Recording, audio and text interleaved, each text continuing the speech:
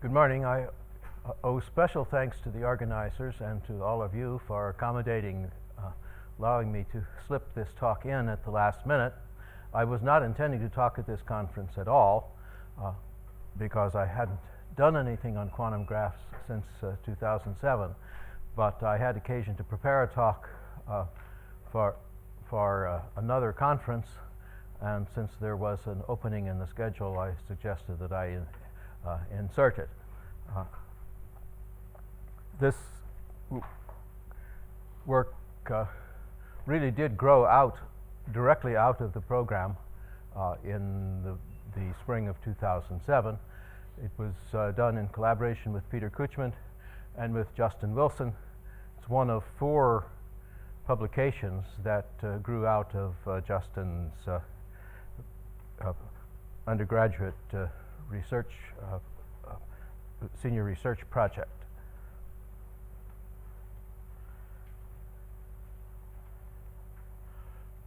But as indicated here, it did have quite a lot to do with the program here, and many very valuable conversations with people who were there then and in most cases are here now.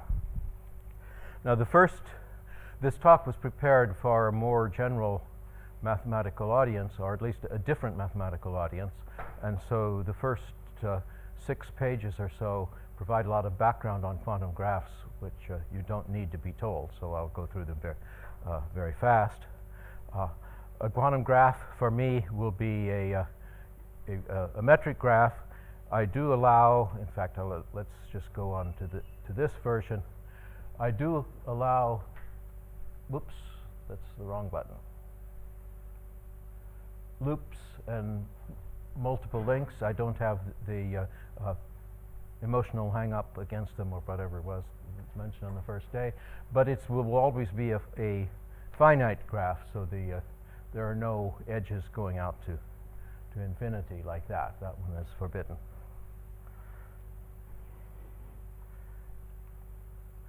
And this slide and the next one is really bringing coals to Newcastle, so I'll just skip that. Now, I'll review a little bit about the boundary conditions.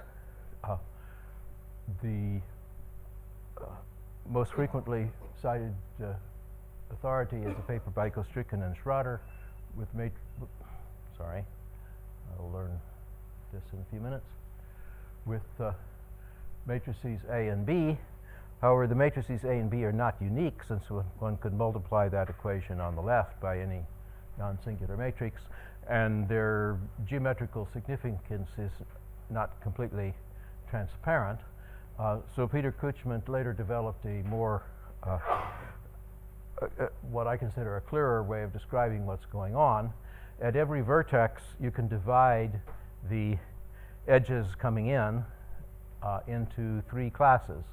Those corresponding to the subspace with projection P on which the Dirichlet condition is imposed, those called Q on which a Neumann condition is imposed, and everything left over on which a Robin type or generalized Neumann condition is imposed. And then here I've gone on and stated the situation in somewhat more technical detail, so it runs on for a slide or 2, and it's full of misprints which I'll have to correct. Okay, so for the operator domain of our Laplacian will be the space of H2 functions on the edges, that at each vertex the parts that belong to the P subspace satisfy the Dirichlet condition, the parts that in the Q subspace satisfy the Neumann condition. There's a prime missing there, and the rest satisfies the generalized Robin condition, and this equals 0 at the end is a figment of my computer's imagination.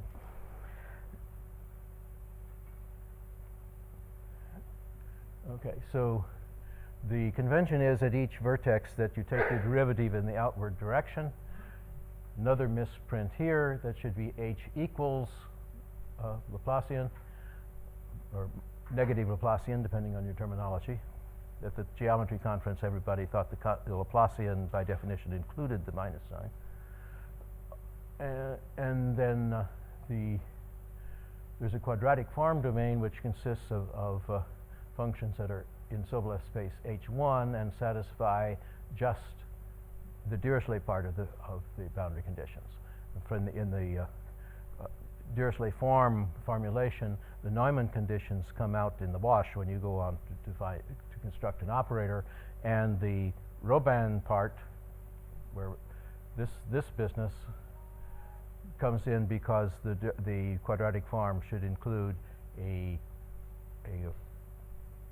term on the boundary that contains the matrix lambda.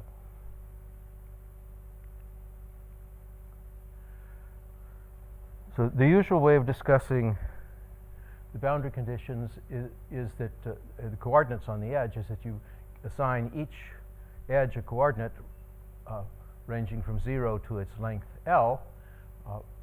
That means you have to assign a direction to each edge, and consequently what I called in the generic discussion of each vertex u prime at v is either u prime at 0 or the negative of u prime of LE, depending on whether that edge has a terminal end or an initial end at that particular vertex. That leads sometimes to considerably complicated bookkeeping discussions in the literature. I think it is actually much better to adopt the point of view of a geometer and say that u prime is really a one-form or a vector field, which is essentially the same thing since we're in a one-dimensional object, and so there's no reason ever to use a coordinate other than arc length, and the only ambiguity is which direction the arc length runs. So from the point of view of differential forms, this is something that's invariant under change of the direction.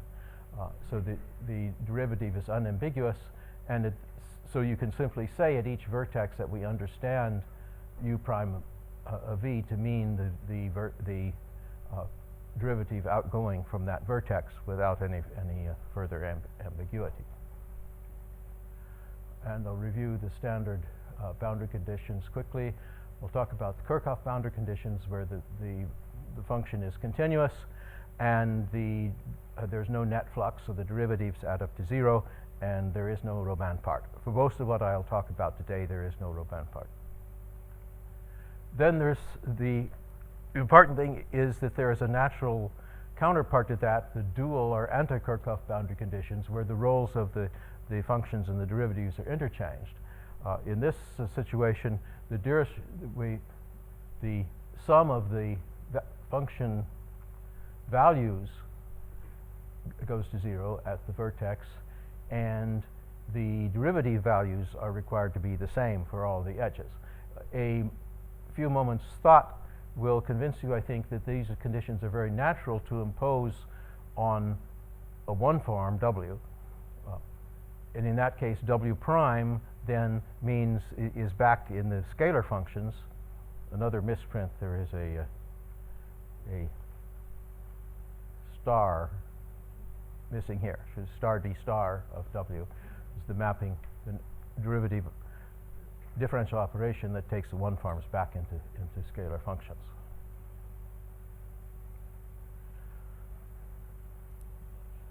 So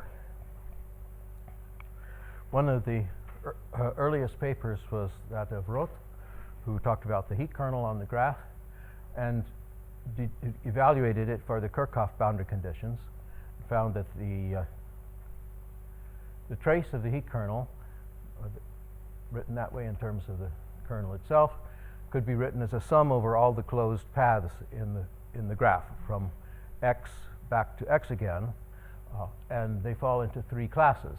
First, there's the path of 0 length, which produces this term, which is the expected leading term in Weil's law, where L is the total length of the graph. Then there is K2, which corresponds to periodic paths and gives you the expected contribution from each periodic path, this familiar Gaussian factor times a typical amplitude of which is a little complicated to write down in a presentation, but the standard thing, it appears in trace formulas where you follow the path around the things around the path. And then there's a third term which corresponds to those terms, those paths that are closed but not periodic. In this case, that means if you have a generic point on an edge, you follow a path that goes away from that point and then comes back the way it came, so that its final direction is not the same as the initial direction. And in this case, Roth said the calculation is more delicate, but he was nevertheless able to sum up all those paths into a single term, which is a constant independent of t. It's the only term in the series that is independent of t, and it is the only term in the Weyl series other than the leading term of the form 1 over square root of t. And it has this simple form of 1/2 times the number of vertices minus the number of edges. So when one sees that, one says, that's very interesting. V minus e is an integer, and furthermore, it has some kind of a topological significance because it's the Euler characteristic of the graph regarded as a topological one complex. So that raises the issue, is there something like an index theorem underlying this? So one good place to look to find out how to think about this sort of thing is the book by, well, any book by Peter Gilkey. He comes out with one every 10 years on the index theorem and the heat equation in some form or another. But his most recent one is quite specific about treating manifolds with boundary, and starts out, for pedagogical reasons, with the one-dimensional manifold with boundary, which is the one manifold with boundary that is also a compact quantum graph. Of course, he didn't call it a quantum graph, but it is one, right? So he works out exactly what works in that case, and I'll simply generalize to a general quantum graph. So the way to look at this is to say we have a exterior derivative operator, which is just differentiation with respect to x, and it takes functions on the graph into one forms on the graph, and we will look at it on the domain that satisfies the Dirichlet boundary conditions, which for the Kirchhoff case just is this continuity condition. And I've also reminded you of the Neumann condition, although that is slightly premature. The reason for that will become clear on the next slide.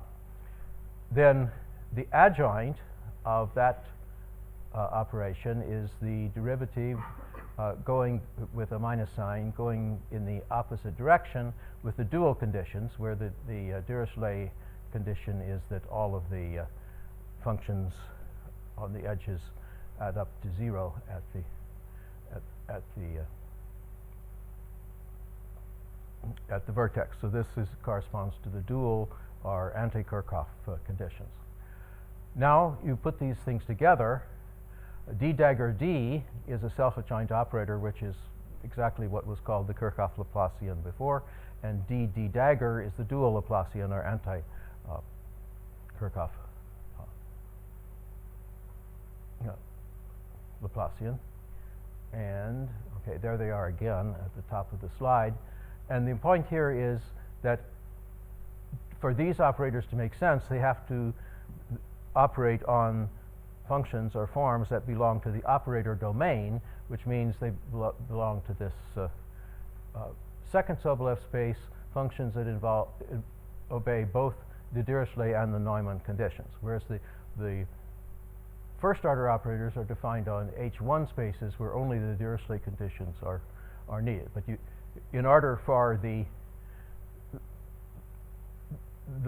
function to be in the domain of the second order operator, it has to satisfy the Neumann conditions as well as the Dirichlet conditions, so that when you act on it with the right-hand operator, you get something that's in the domain of the left-hand operator. That's where all that comes in. Okay, so then one finds that the heat kernels in this case, this is what I wrote before, and the other one turns out to be the same with a minus sign here. And consequently, we immediately get an index theorem. And in I told the geometers in 6 slides what a quantum graph was, but I assumed they knew what an index theorem was. I imagine all of you know what an index theorem is also, but I should at least stop and define the index as the difference between the number of eigenvectors of eigenvalue 0 for d dagger d, for d, minus the number of eigenforms for d dagger. So it's the dimension of the kernel minus the dimension of the co-kernel. And since the dimension of the co-kernel was the negative of the dimension of the kernel, we just get twice this original trace, which, as mentioned before, is the Euler characteristic. We can immediately see a little bit of consequences or rephrasings of this. If our graph has C connected components, then this first kernel is just equal to C, and consequently the other kernel must be E minus V plus C, and that's the rank of the fundamental group. In particular, in the connected case, E minus V plus 1, as was mentioned before. And you can actually count some of these remarks like this are not nearly as obvious to me now as they were when I was doing this 3 years ago and was immersed in it. But if you think about it for a while, we can actually count the number of solutions satisfying the appropriate boundary conditions and relate them to the structure of the graph. So what can we say about more general boundary conditions?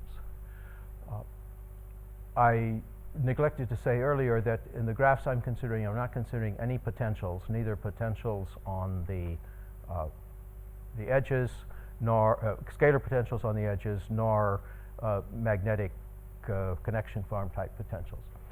But I did include the possibility of the Robin boundary conditions at the vertices, and we will now get rid of even that. So, but in general, for any choice of self-adjoint extension, you will be able to define an internal scattering matrix for the graph, which tells what happens to waves coming in at each vertex. And did I miss? No, that's right. So it's well known that the following conditions are equivalent.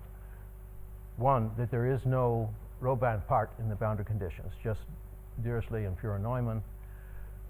That's equivalent to the scattering matrix being independent of frequency. And such a system is called scale invariant.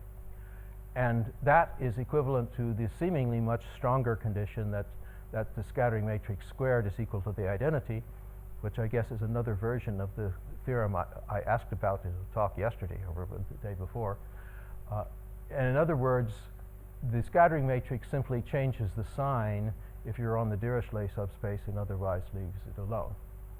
So it has this form of identity minus twice the projection operator.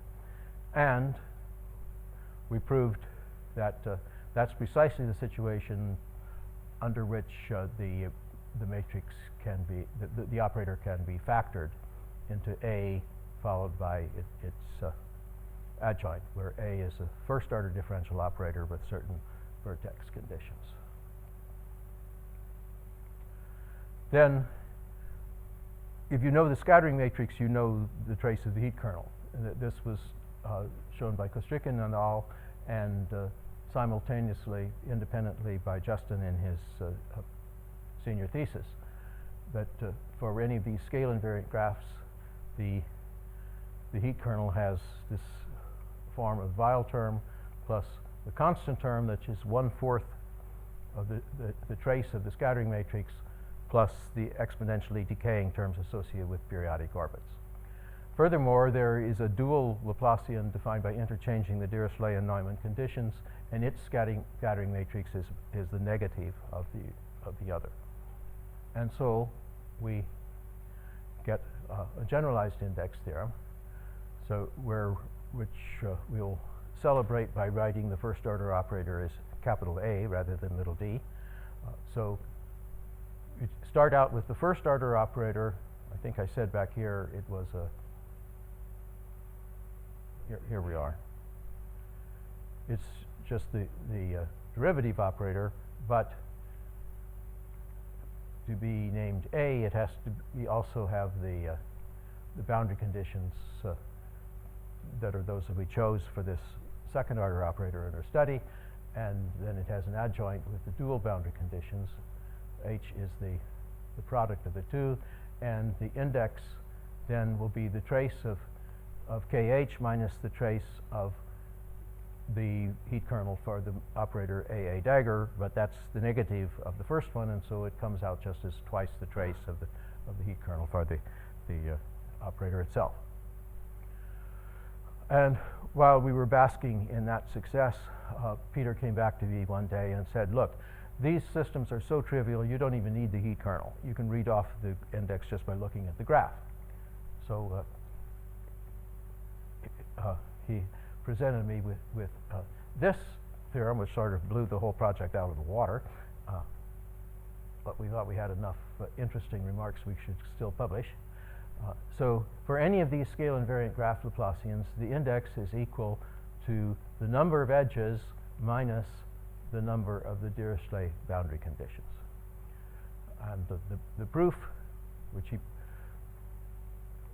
provides as an elementary exercise in studying what happens to Fredholm operators when you modify them by changing the domain by finite dimension and or changing the operator by adding an operator of finite rank. I might be able to go through that at the end if we have some time. But it's not as elementary to me as it is to Peter, so I'll have to stumble around a little bit trying to remember it. Okay, so to demonstrate this, consider the Kirchhoff case. The number of Dirichlet conditions for the Kirchhoff case is, at every edge we required that all the values be the same, right? So at every vertex we required that we get the same value on every edge. So the number of conditions at that vertex is the degree of the vertex minus 1. Now, if you count that over the whole graph, every edge has two ends. So you have 2e ends to consider, and then you have to subtract 1 from each vertex. So it's 2e minus v. On the other hand, for the anti-Kirchhoff case, we had only exactly one Dirichlet condition at each vertex, namely that the average value of the function be 0 there. And so that's v. And of course, those have to be, either of those determines the other, because they have to be consistent. And so for the index of the Kirchhoff index, e minus p turns out to be v minus e, which as we found before. And in this case, e minus p is e minus v, which is precisely the negative of that, as it must be.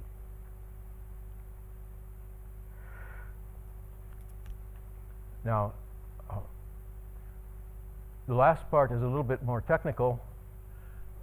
The point is to show that this actually taught the community something that we didn't know before, or at least were a little bit uncertain about.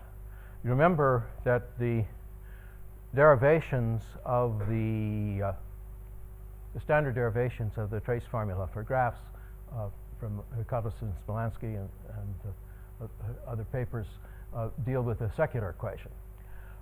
And the non-zero eigenvalues, the non-zero roots of that secular equation are precisely the eigenvalues with the correct multiplicity. However, the k equals 0 is a bit of a problem, because the proof breaks down at that point, and that the degree of the root might be greater than the true spectral multiplicity, the true number of eigenvectors with zero eigenvalue. And there were some uncertainties and controversies over exactly what was going on there.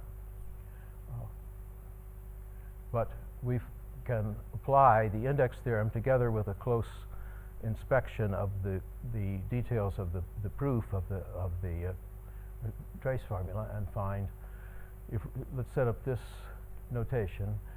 N0 is the actual multiplicity of 0 as an eigenvalue. N tilde is the algebraic multiplicity, and N0 star is the spectral multiplicity for the dual Laplacian.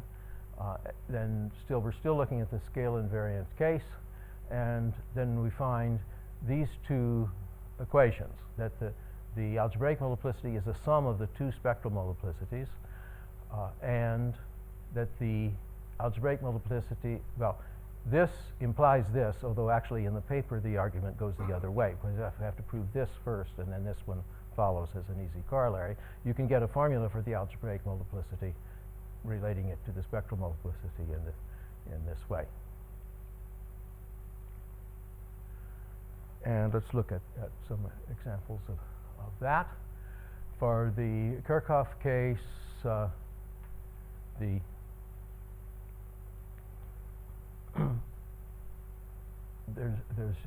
if it's connected, there's just one null vector, and the index is v minus e, so the algebraic multiplicity comes out to be 2 minus v plus e, which had been shown earlier by Kurasov by a more complicated direct brute force argument, which he then turned around to prove what I call the elementary index theorem, that the trace of the heat kernel was equal to the half of the Euler characteristic. But our argument is somewhat simpler and works in the opposite direction. Another example is a graph in which all of the edges have Neumann conditions in the strict sense of Neumann.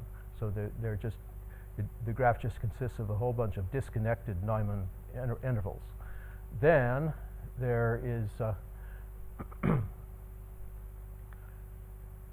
there are no Dirichlet conditions, and the number of null vectors is 1 for each edge, just namely the functions that are constant on that edge.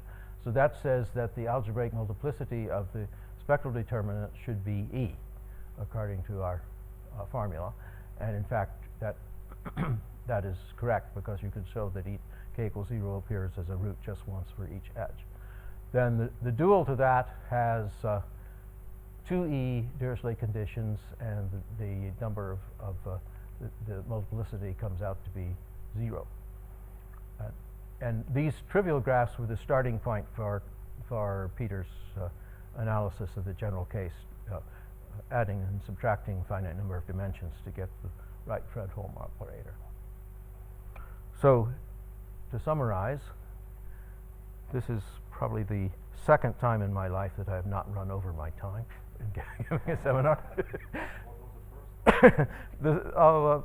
That one had to do with something to do with temperature of black holes.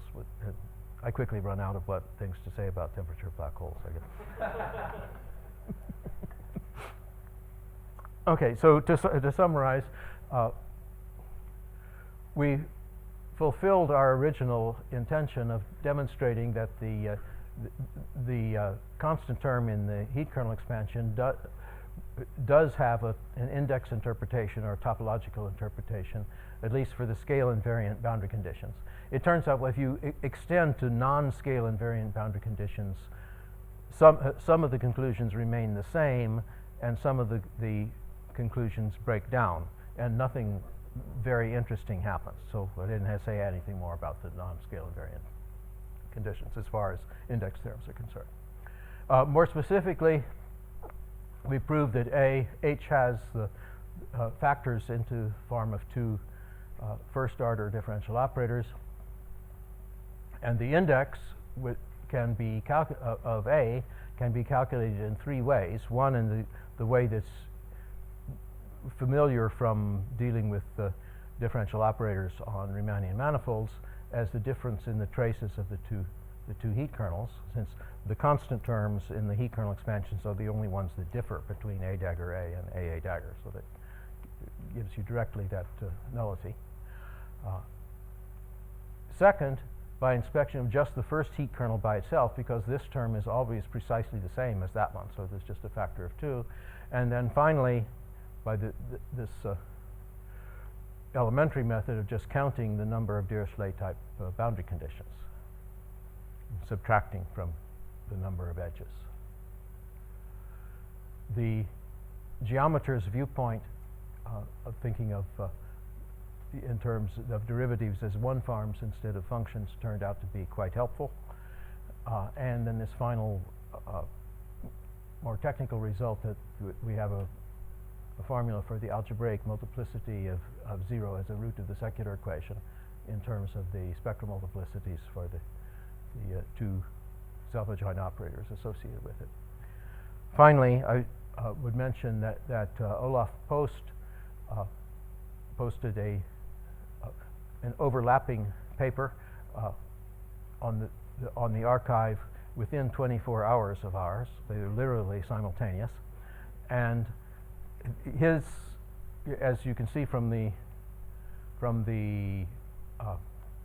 title, he is largely concerned with the relations between metric graphs and discrete graphs. So it contains quite a lot of material in discrete graphs that has nothing to do with what we did. But he does also have the first order formalism and the index theorem in there. And last week at the Dartmouth conference, I learned from Rolf Rückriemen that there is another much older paper that has been largely but not completely forgotten.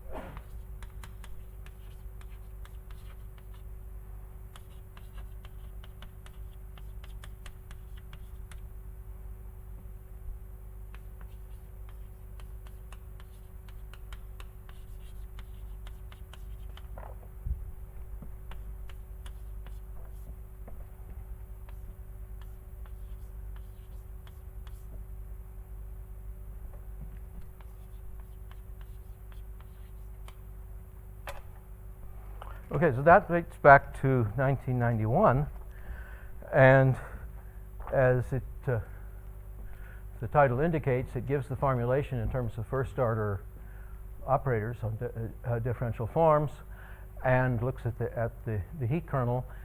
And I was able to take a quick look at it in the library over here sometime this week, and discovered that it does indeed state what I call the simple or elementary index theorem, but doesn't call it an index theorem. It just calls it the Gauss-Bonnet theorem. They have the formula for the heat, relating the heat kernel to the Euler characteristic. And I have not studied it yet, so I don't know exactly the details. But perhaps one of the reasons that quantum graphs never die is that people keep reinventing it every 10 years. And that's all I have to say, but thank you.